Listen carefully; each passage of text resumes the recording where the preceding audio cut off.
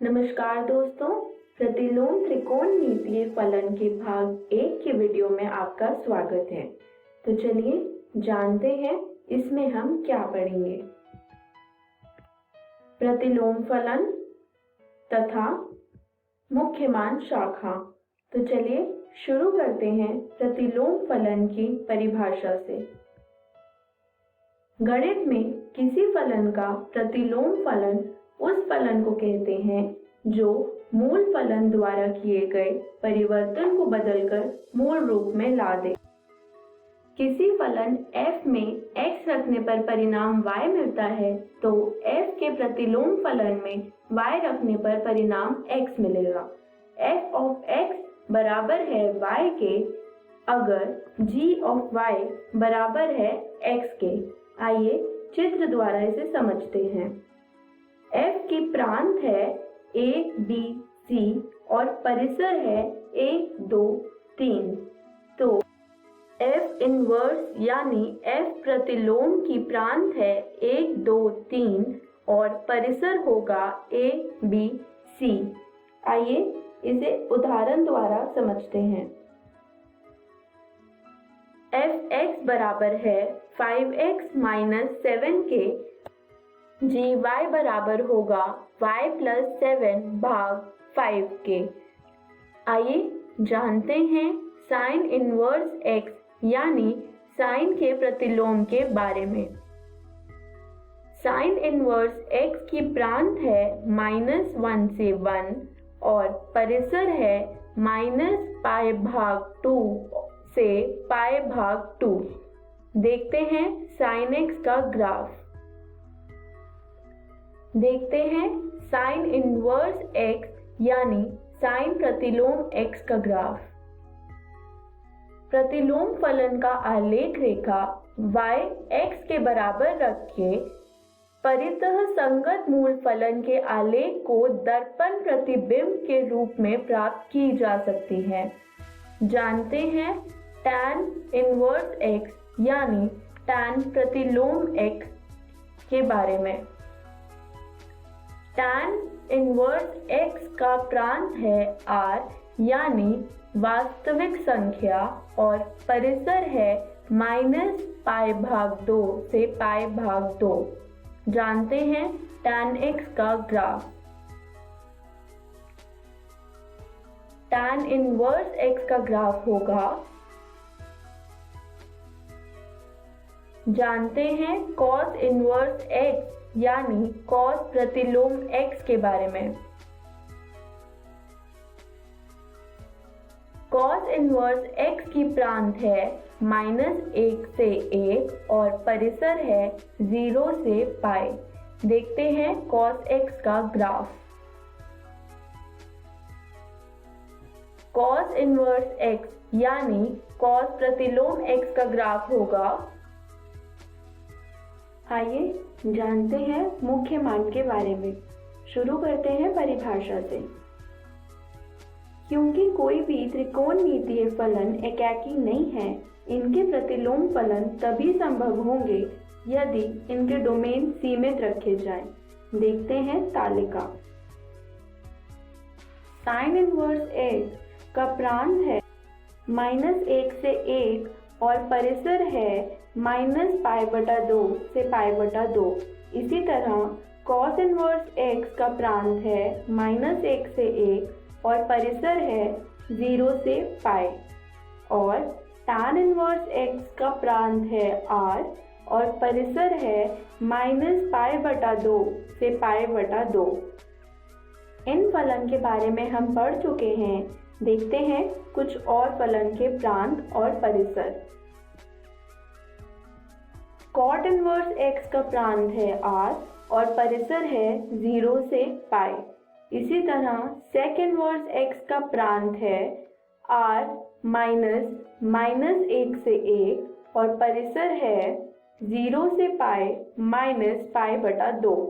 और cosec inverse x का प्रांत है r -1 से 1 और परिसर है -π/2 से π/2 -0। इसका मतलब 0 इसके अंतर्गत नहीं है। आइए शुरू करते हैं मुख्य मान पर सवाल।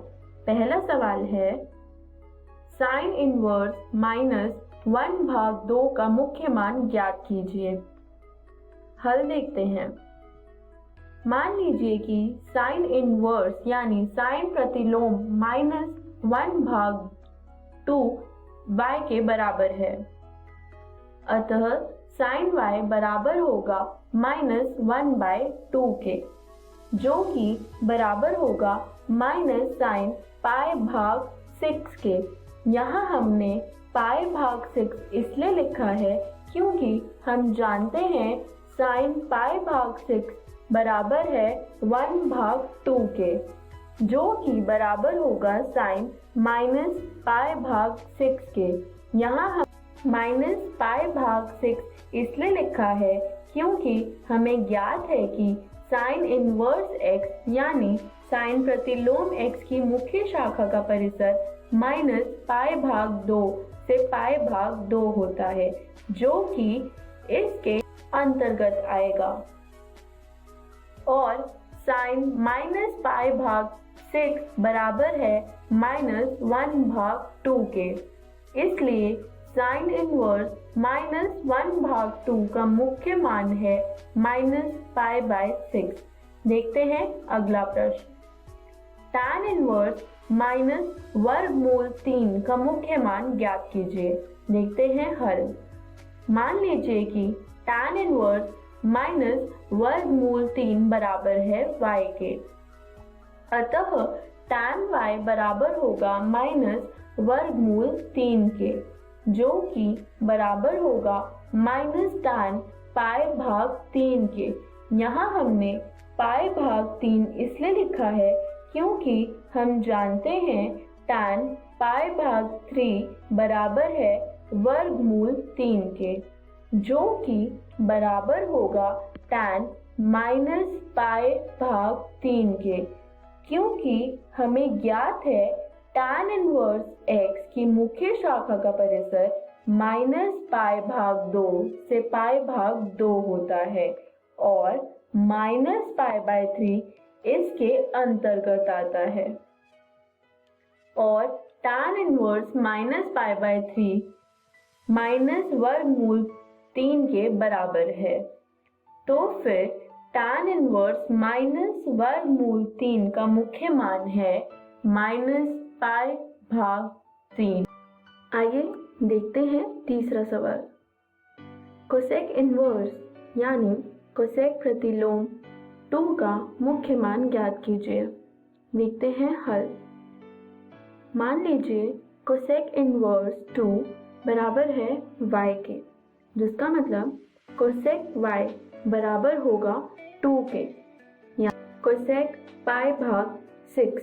यहाँ मैंने π/6 इसलिए लिखा क्योंकि कोसेक π/6 बराबर होता है 2 के, और हमें ज्ञात है कि कोसेक इनवर्स x यानी कोसेक प्रतिलोम x का मुख्य शाखा का परिसर -π/2 से π/2 -0 होता है।